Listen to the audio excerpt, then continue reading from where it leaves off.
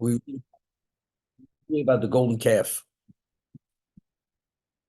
Moshe Rabbeinu, after the Jews accepted the Torah unequivocally by saying Nasir Nishma, and they hear the 10 commandments directly from God, Moshe ascends to heaven under God's direction. It's his directive. And he says to the people, I'll be there 40 days, and after 40 days, I will return. However, there was a problem. Why? Because there was a miscalculation. Moshe Rabbeinu went up in the morning during the daytime. 40 days means a day and night. The previous night, the day begins at nighttime. It means the night before plus the morning. He went up during the daytime.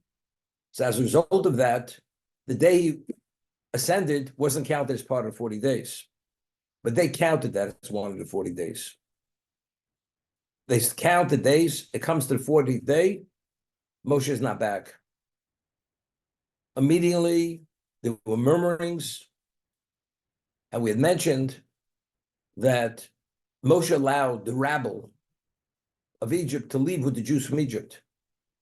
Paro had sent hundreds of thousands of rabble to be with the Jews, to accompany that out of Egypt. What was the value? So the Midrash tells us, when the Jews left Egypt, they said, we're only going for 3 days in the desert to serve our God because it's a great holiday, men, women, children, and then we're returning. He'd sent the rabble with them that if they passed the 3-day mark, immediately they should come back and tell him, and they should do whatever they can to stop them. Why? Because if they don't stop the Jews, and the Jews do not return, the hundreds of thousands of Egyptians who failed on their watch to stop the Jews from returning, they will assume the slavery, the quotas the Jews had to produce during the years of slavery. So they'll be committed to mortar and brick, and they'll have to take over all the responsibilities of the Jews. So therefore, Paro sent hundreds of thousands of these idolaters, pagans with us. What happened? The 3rd day comes, the Jews are not coming back. And these Egyptians realize that they can't stop us from continuing. So what's the choice? To go back and go into enslavement. They said, that foolish we're not. You know what we're doing? We're leaving with the Jewish people. So Paro, not only did he lose the Jewish people, he had lost hundreds of thousands of his citizens, his subjects, because they did not return. But who were these people? These people were pagans. So even though these people, they witnessed the splitting of the sea, and they witnessed many things, which the Jews witnessed, but they were hardcore pagans. So when Moshe, according to the miscalculation, did not return, they immediately said, you know something? It seems to be Moshe is no longer alive. And therefore, we need an intermediary, which are the deities, to be the liaison between ourselves and God. And they initiated the golden calf. And once that happened, the Jews bought into it. So it was initiated by the rabble, but once the rabble began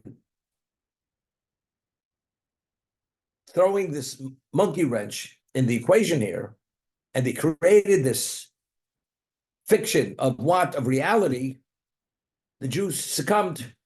Because what was our background? We also became idolaters in Egypt due to the enslavement.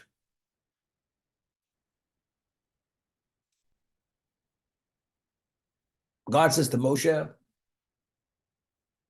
you must go down immediately. Your people have become corrupted. Those are the words of Hashem to Moshe. Your people have become corrupted.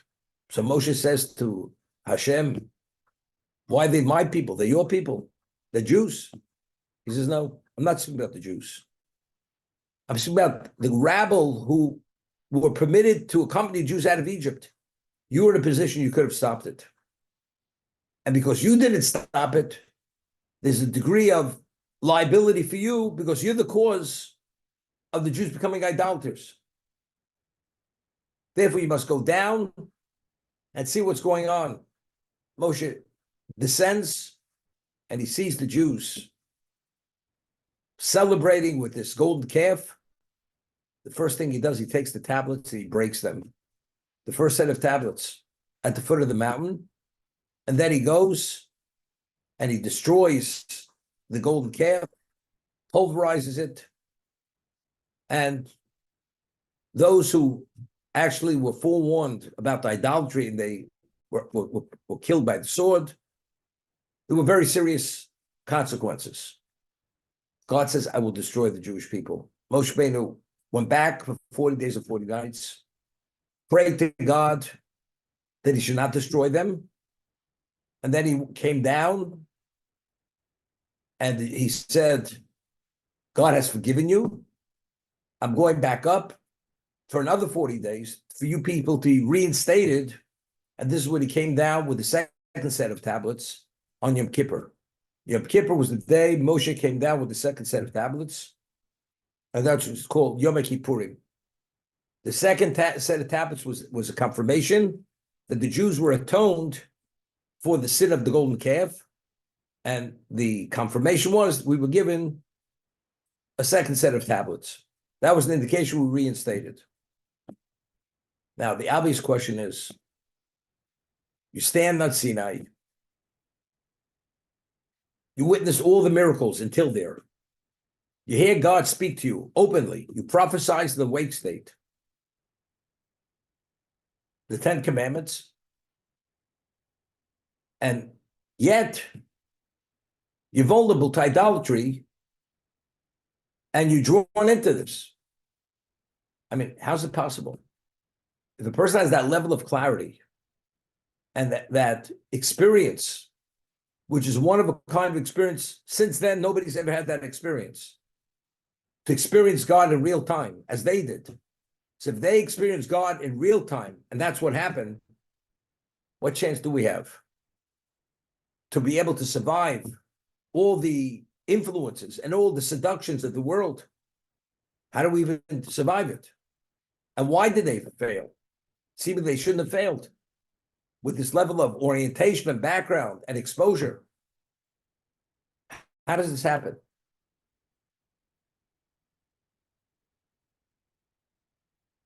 We say even before Sinai, at the splitting of the sea, based on the verse in the Yoshir, the Song of the Sea, the Talmud tells us, and Rashi cites this in his commentary, what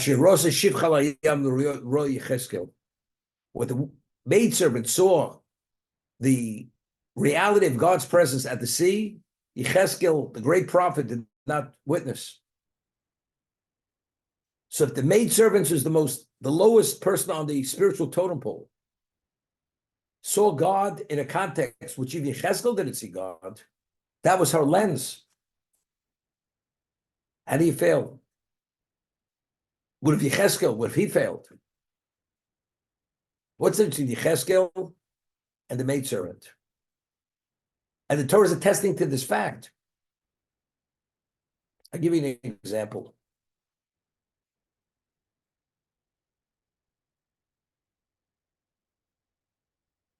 A person has a condition. Let's say he's an alcoholic. And because he has this condition, as long as you keep him away from alcohol, he's fully functional. But if you and he's read about it, he's been detached from it, but if he comes within the proximity of alcohol, immediately it activates certain, whatever it's called in his brain, and their signals sent, and he starts craving. And it becomes so intense that he has to have a slight taste, and he allows it to touch his lips. Once he's done that, it's finished. He's back to alcoholism. Another person, He doesn't have that level of attraction.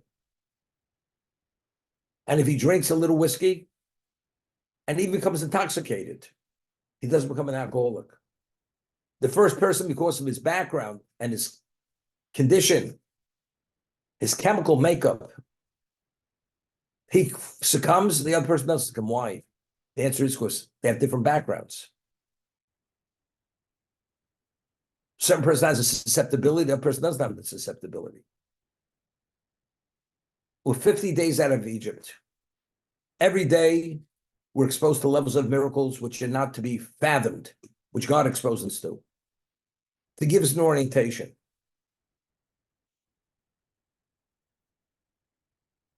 God speaks to us openly. We prophesize. 40 days passed. It's 90 days since we left Egypt.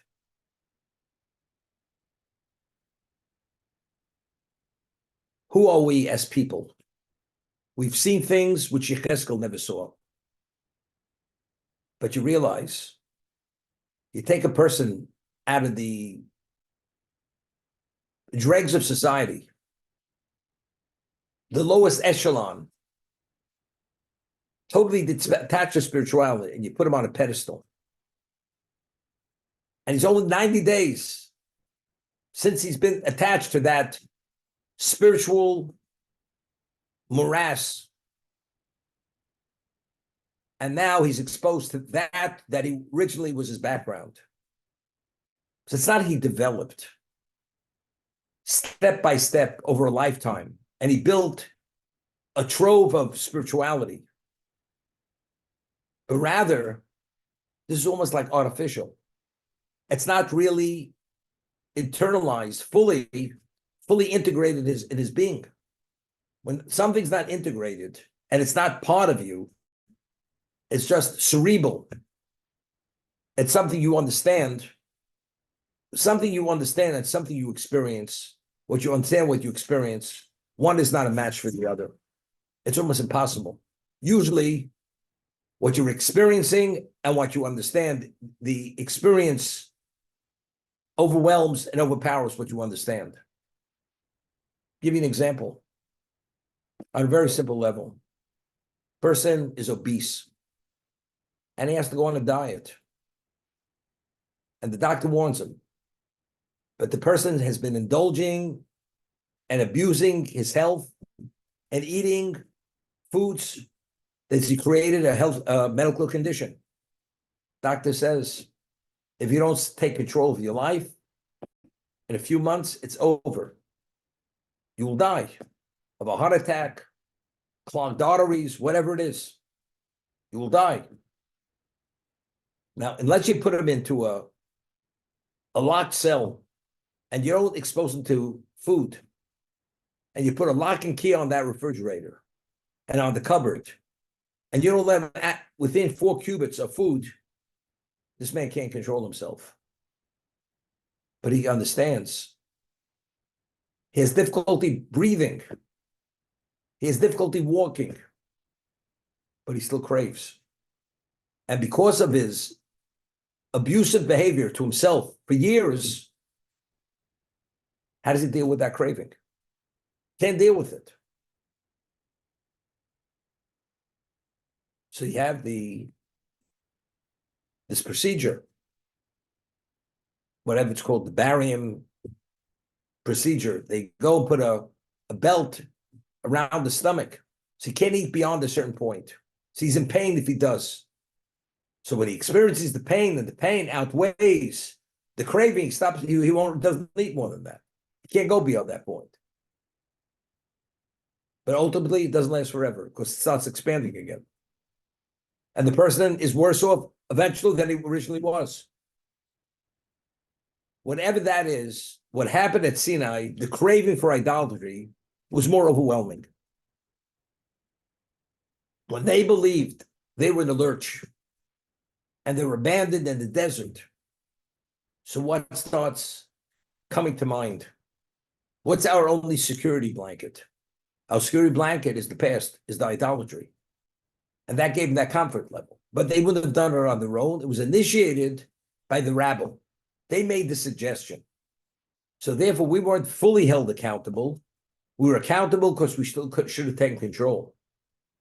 But we're not held accountable to the point that we're not deserving of forgiveness if we repent. Therefore, when we repented after the golden calf, God says you're forgiven. Because we're not fully held accountable for what we did, because the background, we were actually put in a position of coercion, because our setting of slavery allowed that condition to happen. That was the foundation.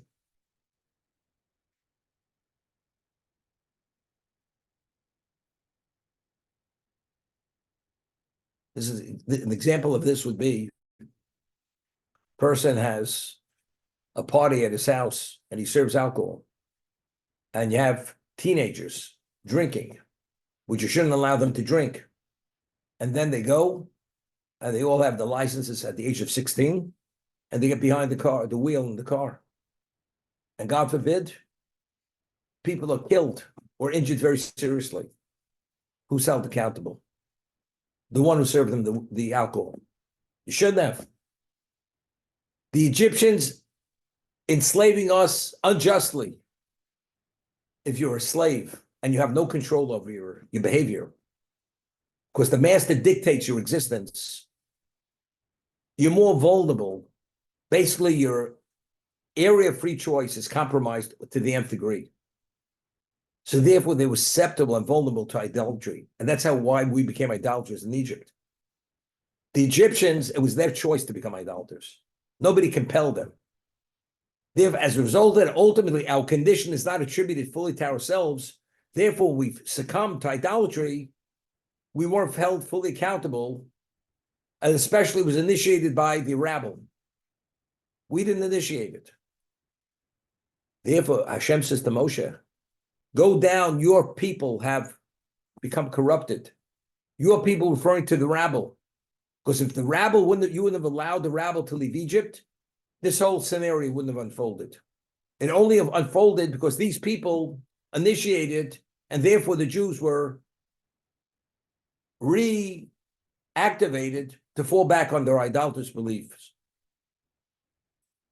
But that's still not enough. The Midrash tells us something interesting. Satan is the prosecutor of the Jewish people. Satan seduces us continuously, and he knows exactly how to do it. Nobody could seduce a human being like Satan, which we call the evil inclination. What he did was, when all this was going on, he caused the world to turn dark,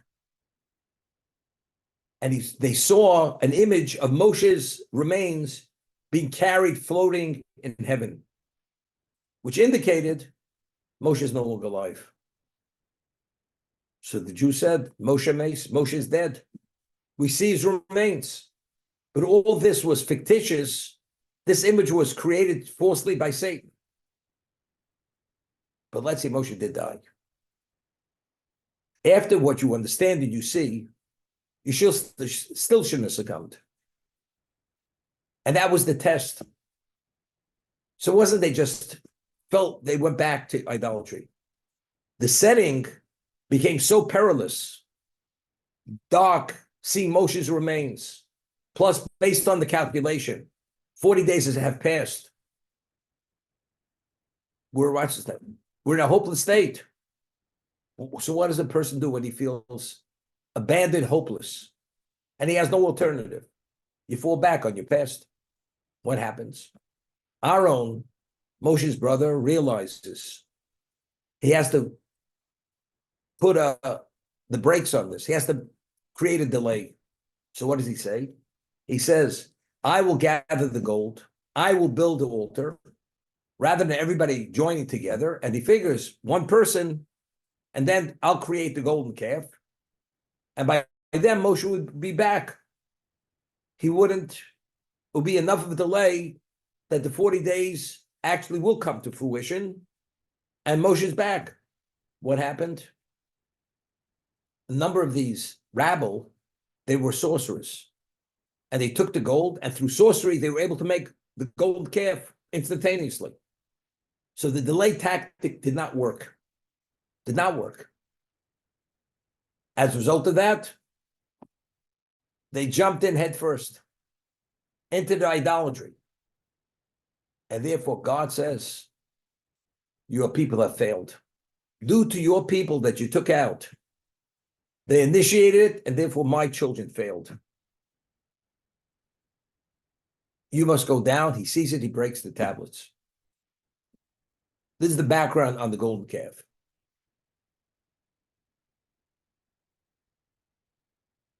Now, the question is this. Since the consequence, the result of the golden calf was so extremely negative, at Sinai, at what level did we achieve when we said Na'aseh V'Nishma? And we heard the 10 Commandments. We reverted back to the state of Adam before he ate of the tree of knowledge. We were totally expunged, purged of all evil. The Gemara tells us, the Talmud tells us, we would have lived forever. Death is only a result of eating of the tree of knowledge. The Jews would have lived forever. But because of the sin of the golden calf, we reverted back to post-sin. So if we already achieved that level of perfection, that we would have lived forever at the time we received the Torah at Sinai, why did God give us this challenge? Why did he allow it to happen? Why? He shouldn't have allowed it to happen. So the Midrash tells us something very interesting. There's a concept of ayin hara, the evil eye. What is the evil eye? We read about Bilam, the prophet of the nations. Balak, the Moabite king, commissions Bilam to curse the Jews. And he was a man who suffered from megalomania, Bilam. And he was a prophet. But he said to Bilam, what you bless is blessed, and what you curse is cursed. And we want to commission you to curse the Jews. So over there, the Orach Chaim HaKodesh points out that Bilam's blessing was no more than the blessing of a mule or a donkey.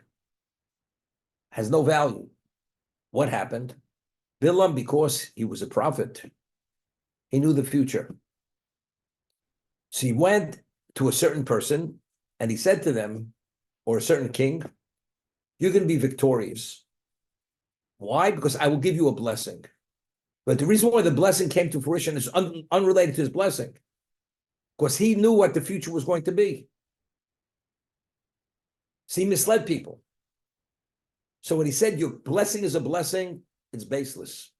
It was just to ingratiate him, to stroke him. But his curse was a curse. You know why his curse was a curse?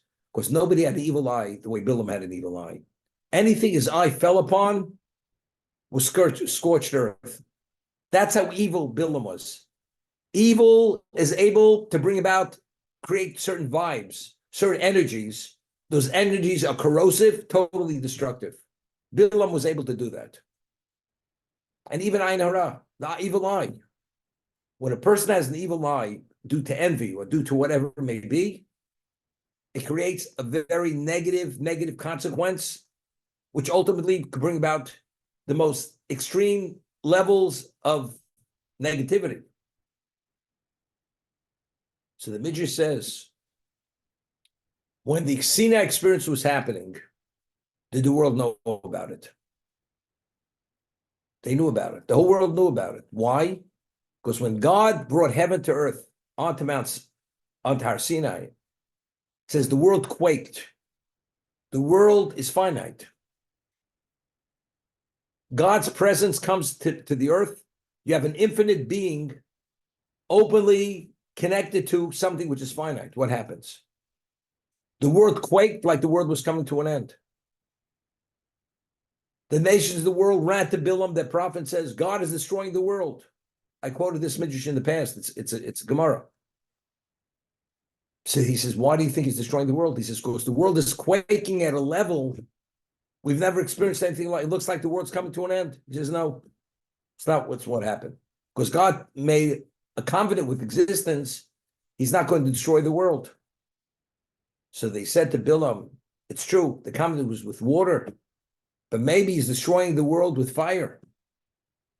He says, you people are a bunch of fools. Don't you realize that at this moment, God is giving his Torah to his people? Hashem ozlama yitein. So they responded when they heard this, Hashem yivarech zama v'shalom. Let God bless his people with peace. But at that moment, the world became aware that God took something which had this level of preciousness and he chose to give it to his people. You know what that caused? It caused an envy. And because of the envy which it caused, the nations of the world gave the Jewish people an ayin hara, the evil eye. And because of the evil eye, we were vulnerable to idolatry. I mean, if the world would have known what was going on, you've kept it under the radar, under wraps, we would have never been challenged with the golden calf. But because the world gave us the evil eye, due to envy, therefore we were vulnerable to idolatry. That's what we presented with that challenge. This is what happened. So we find, after we reinstated with the second set of tablets, the divine presence enters into our midst. In what context? In a very private context. You will build a sanctuary for me, and I will dwell in your midst. Outside of that sanctuary, God's presence is not obvious. The world is not quaking any longer. Now it's all on the QT. Because since the past, when he did expose himself, the world to his presence, the consequence was very negative. Now we do it private. We do it in private. No longer. So the question is this. So why originally did God do it in the public view? As he did it afterwards in private, he should have done it initially in private. Why do it in public view? So the Midrash says something very interesting. If you have a small child and she's a princess and her father's the king, and a father doesn't show a continuous love and affection, what does the child think? The father doesn't love her. She's a little child. So even though a king, by showing his affection, he's going to compromise his persona to his subjects, because a king doesn't show that kind of feeling in public, but for the sake of his daughter, who's a child, when he walks in a public area, he has to show her that affection, because otherwise she's not going to develop normally, emotionally. So therefore, wherever he's with a child, his little daughter, in private, public, he's showing that affection. Therefore, initially, where were we coming from? Come from Egypt. We were at the 49th level of idolatry, of impurity. Now, all of a sudden, we're at a different level. So if God himself doesn't openly show his relationship with us, to show it to the world, people would say, the Jews, evidently it's not what we thought it was. It's like the little girl who doesn't understand. If my father loves me, why when we're in public, why does he treat me differently? Why only in private? An adult understands it. It's inappropriate. So once we had that exposure, it's not necessary for God to do it again. Therefore, God says, now we have the relationship, we have it in private, in a concealed location. It's not public, it's not to be displayed publicly. So that's why initially God had to do it in a public setting, but there was a consequence. We were subject to the ayin hara, the evil eye of the nations of the world. And that created this overwhelming challenge, and we failed it. We had choice, but it was a very serious challenge, and we failed it. But the only reason why we were given that challenge is because ayin hara, because of the evil eye. That's the idea. Just let's talk about the evil eye just a little bit, what the concept is. Talmud tells us in one location, Rav, who's one of the greatest sages of the Talmud, says in the cemetery, 99% of the people die as a result of the evil eye. That's what he says. He was looking at the graves. He says, you see the cemetery? 99.9% people die as a result of the evil eye. What do you mean? This person died. He was in an accident. This person died of a heart attack. This person died of a stroke. This person died of cancer.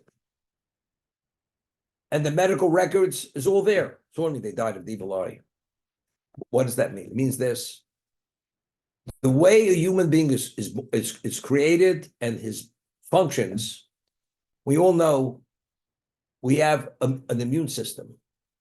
Because of an immune system, we're immune to almost every disease, every level of impurity, which can compromise our health. Bacteria, everything. The world is bacteria infested. They're carcinogens that should compromise our health. But because our immune system is so strong, it doesn't let anything penetrate it. What about if your immune system is compromised? God forbid. Then we're vulnerable to everything. People are on, God forbid, on chemo. They're vulnerable to pneumonia and to many other things and infections. Of course, the immune system is compromised, therefore they're vulnerable to many things. What the evil eye does, normally a person is able to deflect everything. Because we have a spiritual immune system. But the moment someone gives you the evil eye, it creates a breach in that spiritual immune system and allows Satan to begin prosecuting your record. Nobody's perfect. But as long as the record is not audited, which is called prosecution, we're in a safe place. The moment our record is audited, that's the beginning, that's the opening of the attribute of justice. If a person gives you an evil eye, that means he's allowing Satan to begin prosecuting your record. Therefore, that's a breach in your immune system. Once he prosecutes, there could be very serious consequences. The nations of the world, because of their envy against the Jewish people, they were able to create a breach in our immune system, and there's a basis to prosecute. Satan began prosecuting. Therefore, as a result of that prosecution, there's a challenge. The challenge is, do they go back to idolatry? Don't go back to idolatry. Unfortunately, we failed. And because we failed, although we achieved to revert back to Adam before the sin, because we failed with idolatry, we became post-Adam. We became subject to death.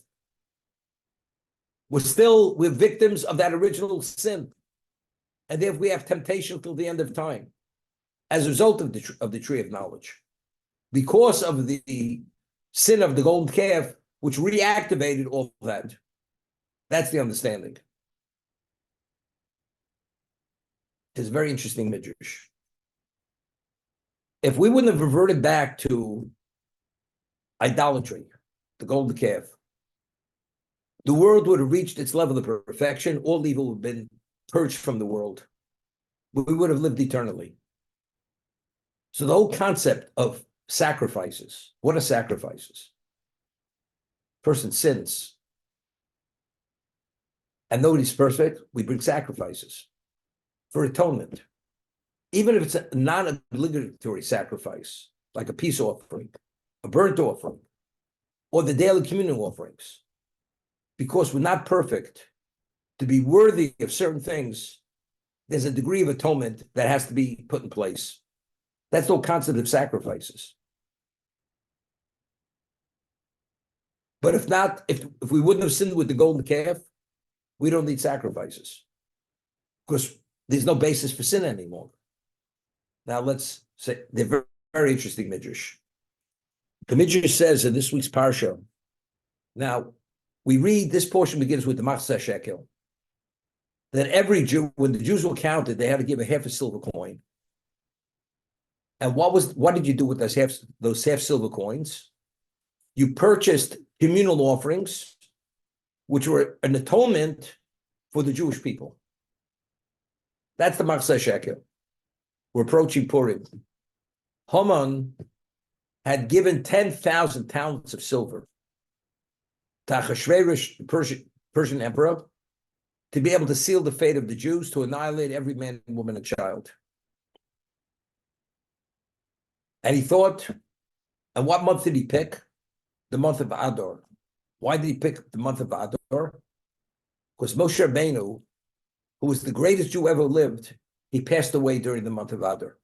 So if you talk about a month which is the most unlucky month for a Jew, it's the month of the passing of Moshe Rabbeinu. Because he passed away on Zayin Adar, the 7th day of Adar. But there was a little bit of an oversight. But you know what day Moshe was born? He's born on the 7th of Adar. So the luckiest moment in our life, in the history of the Jewish people of the world, that Moshe was born in the month of Adar. You're born, you have to pass away. He lived that full life. But that was an oversight of Haman. So he believed that this month would be the month to annihilate the Jews. He'll be able to, God forbid, to put that final nail in our coffin. What happened was, it exploded in his face. Because on the day that it was meant to happen, rather than they killing the Jews and annihilating us, we annihilated Amalek. There was a turn of events. Now, what was able to upside his 10,000 talents of silver? You know what it was? When did the Jews, in the time of the Mishkan, or the time of the temple, what month did they send their half of silver coin to purchase the new communal offerings, which were used at the beginning of Nisan? You know when they were sent? They were sent in the month of Adar. They would announce to all the Jewish people, wherever they were in the world, the time has come, you must send your half coins, silver coins, because every Jew has to be represented in the communal offering. In Adar, you begin sending it. So the mitzvah, the atonement of the half a silver coin, Hashem says, will counter whatever those 10,000 talents of gold is, of silver is. God always gives the remedy before he gives creates the punishment. So we already had, you know, God forbid, if we wouldn't have the Iron Dome in Israel to shoot down the missiles. When they shoot it at cities where you have ordinary citizens, it would be disastrous. But because we have that Iron Dome, which Hashem provided for us, we're able to destroy it in midair. Some of them get through, but we're able to destroy it. We already had the salvo in place. The Machzeh Shekel, which is going to negate and annul whatever those 10,000 talents are. It's that merit. But let's understand something. Why do we give a Machzeh Shekel? Because the Jews sinned with the golden calf. If we wouldn't have sinned, there would be a Machzeh Shekel. So what is the consequence of the golden calf? Something very positive. So the Midrash says something interesting. If when this Jew sins, look at the positiveness that emanates from sin. When we do a mitzvah, you can imagine how much more positive comes from the mitzvah. Here we sin. What do we create? A mechanism which allows us to have atonement. So if you do a mitzvah which has no negative side to it, definitely it's going to bring a positive result. That's the Midrash.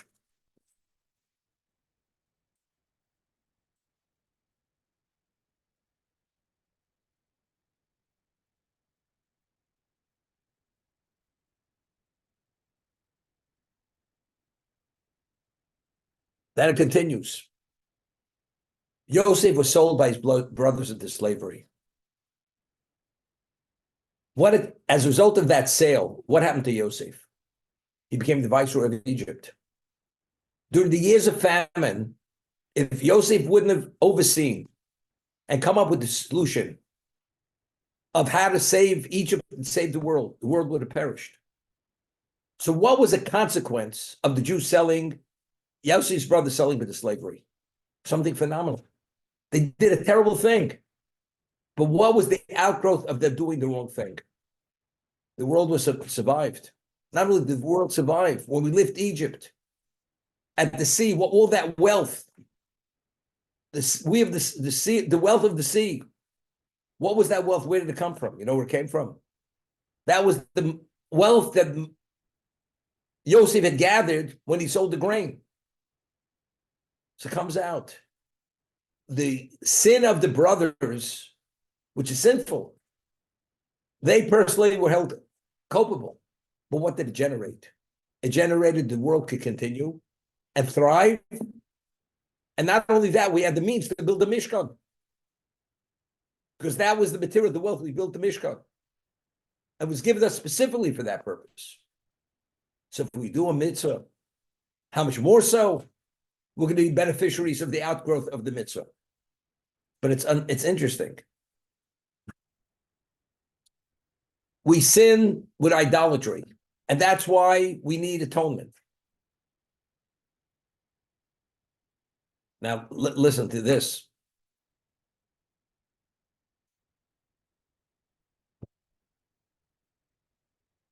Why were we subject to the evil eye?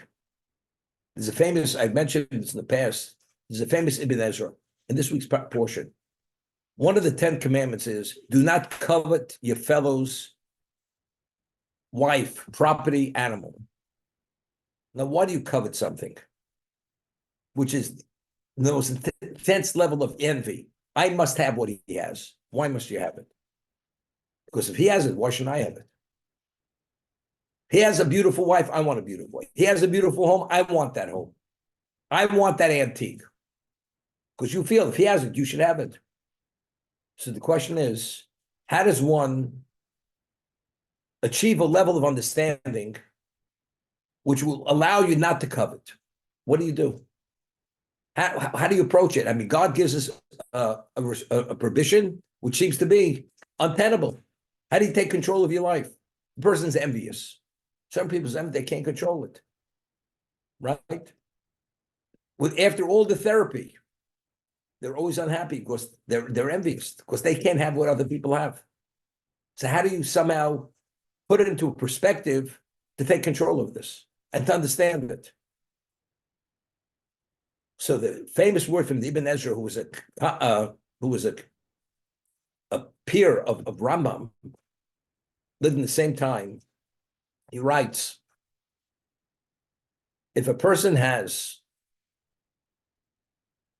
wants a beautiful wife, talented, qualified, capable, person of pedigree,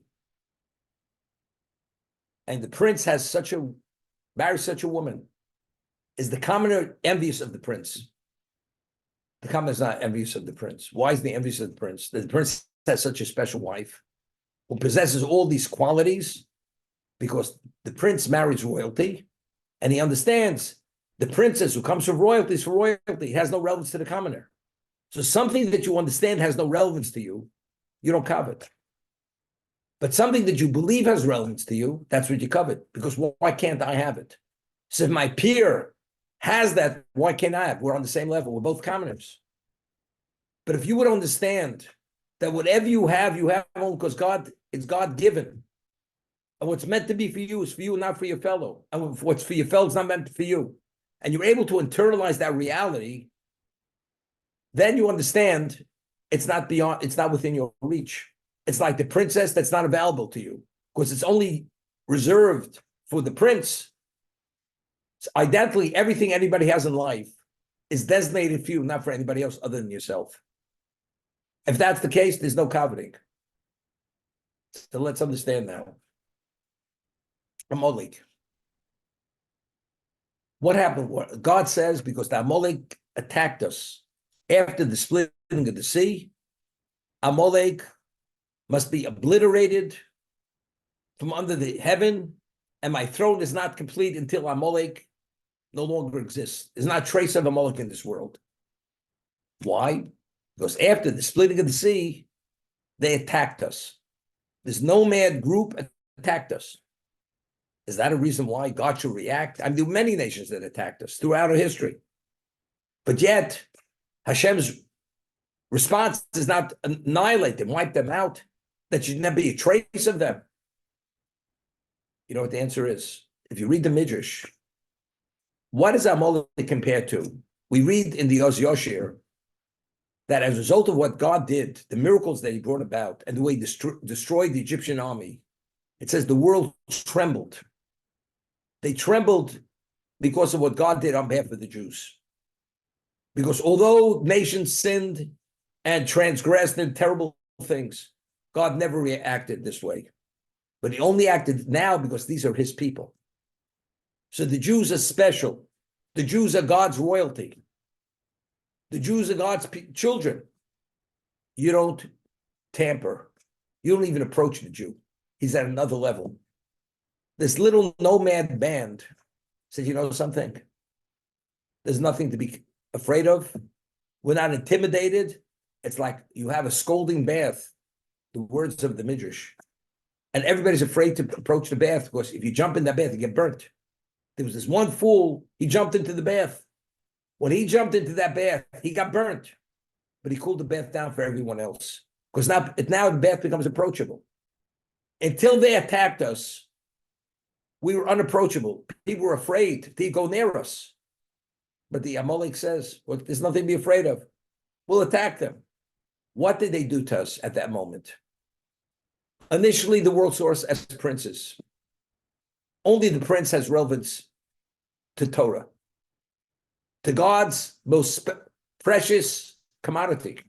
It's not for the commoner. But when Amalek attacked us, what did they say to the world? The Jews are commoners like we're commoners. If that's the case, why did God give his Torah to the Jews and not to us? That's the Ayin Hara. If we're saying the golden calf is only as a result of the evil eye, we only had the evil eye because Amalek reduced us to a common level. But if they wouldn't have attacked us, what would have been? We'd be seen like the prince and the princess. We're commoners. The world wouldn't have coveted it. Now, who initiated the decree of annihilating every man, woman, and child? Haman. Haman personified Amalek. He could not tolerate one Jew. That there should not be one Jew left on the face of the earth. How did we preempt him? We have the Matzah, we have the half silver coin, which is used for what? For atonement of sacrifices. Our silver negated his silver. But why do you need a korban? Why do you need atonement? You know why? Because we did the golden calf. But who's the cause of the golden calf? Amalek. Therefore, how do we preempt and annul the effect of the 10,000 pounds of silver which is given by Haman? Right? Exactly what he caused. The reason why I have to make sacrifices, we need atonement. Who's the cause of our atonement? Amalek. Because otherwise, we reverted pre-sin. The world would have achieved the level of perfection. Therefore, what does God give us? Although it's a sin, he gives us the silver coin to negate and upend Haman's 10,000 talents, and rather than us being destroyed, we destroyed them. That's the linkage between all this.